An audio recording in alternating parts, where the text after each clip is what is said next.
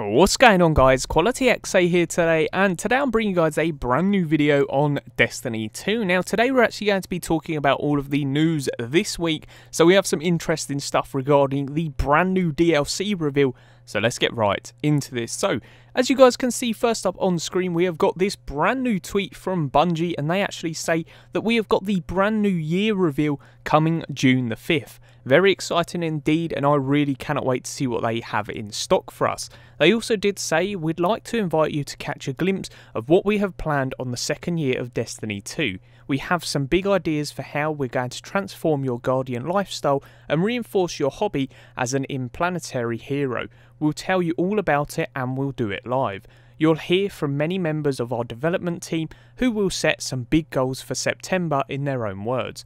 We'll explore deeper into new territory with game director Steve Cotton and project lead Scott Taylor, two faces that you might recognise from previous reveals. We'll respond to a bunch of the community feedback and unveil some of the other things you haven't even been looking forward to yet. We'll top it off with a new look at a new roadmap with exciting new promises for everyone. So they are bigging it up, and that is always a good sign from Bungie. When they do big up their DLCs, they usually do perform. So I'm really hyped up about the year 2 in general, not just the DLC, seeing what kind of events we do have. We do also have that event coming up in the summer as well. So very exciting indeed. Let me know if you guys are hyped up for that. Moving on though, we do have the brand new faction rallies. Now it's starting Tuesday. Very exciting indeed. We do have all of the new ornaments as well as some very interesting stuff this time. So as you guys can see, we've got the Dead Orbit as well as the new Monarchy as well as the Future War Cult. One of the things that you can see in these new rewards though is that you actually get an exotic ornament depending on what one you actually choose. As well as that, you also get a catalyst for a certain weapon, which is very exciting indeed. Now I do like the armour that they also do show off, and some of the stuff does look very promising for this faction rally. And one thing to note, the factions is actually locked down on all characters. So let's say you choose Dead Orbit with one character. Every one of your other characters will also be Dead Orbit as well. Now I'm not too sure why they've done that, presumably so it avoids you getting all of the rewards with all three of your characters, which kind of sucks, but I do believe that this is a step in the right direction because it will get every single person coming back for the faction rallies each time to make sure that we do get every single piece of loot, which is very exciting indeed, and I really cannot wait to see the ornaments for all of them in game, as well as the catalysts and how they actually perform.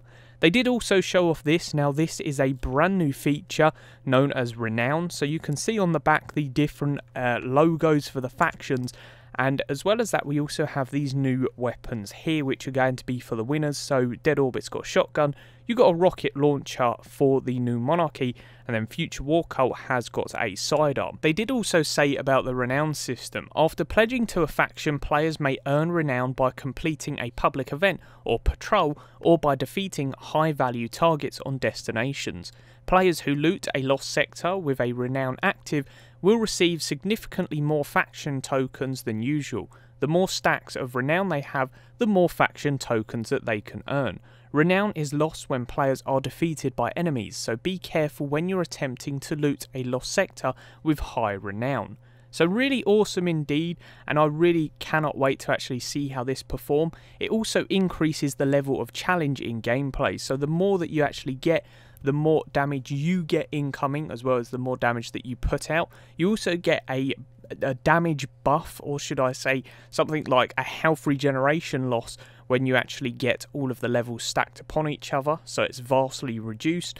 And the enemy kills have a chance to drop health orbs as well, which is very interesting indeed, and definitely going to change up the way that I play and protect myself with this new Renown system. So I cannot wait to see that in play. They did also say on the bottom of this week at Bungie that they're interested in listening to any of the feedback. So is there anything confusing? Did you see anything missing? What did you think about the mode? Was the map it played on better or worse? Were there spawning issues? Were the rounds too short or too long? And was there a weapon or other sandbox combination that affected the game in a negative way? Now it's good that they are listening to feedback, so hopefully there are some changes in the right stuff. or in the right forms of changes, buffs, nerfs, all of that kind of stuff, which evens the playing field in Crucible as well as the sandbox in general, so really cannot wait for that. They did also note some changes in the Escalation Protocol, so they have said the old values of what the light level cap would actually be, so you guys can see the old values as well as the new values. So it does cap out at 385, whereas the old values, it did cap out at 400 on wave 7. So this is kind of annoying. I currently did actually like the leveling system. I know if you were a lower level, it's more harder, well, extremely harder, but I was hoping for them to keep it higher, but so we'll just have to wait and see, because I obviously haven't tested this as of yet, but I really cannot wait to see how it actually performs when you do get to them higher waves. I know this is a hard activity for some people, but that is the way it's supposed to be. It'd be a bit annoying if everyone can actually gain the rewards from this, because then there is no uniqueness in the rewards that you actually do get from them. But we'll just have to wait and see. And then last but not least, we're actually going to be talking about a new Bungie game. So we have this article from Kotaku which says Bungie gets 100 million for a new non-Destiny game. Now in the article they did say, today we're excited to announce that we've entered into a new partnership with NetEase to help us explore new directions. The company said on its website, with their industry expertise, they'll empower us to build new worlds and invite new players, new and old, to join us there. They'll help us support separate teams inside Bungie to bring our newest ambitions to life. They did also say to not worry about Destiny, that is still getting 100% dedication to the game, which is always really good to hear, and I am really glad that they are pushing that, not just abandoning Destiny in the state that it currently is, which is really awesome indeed.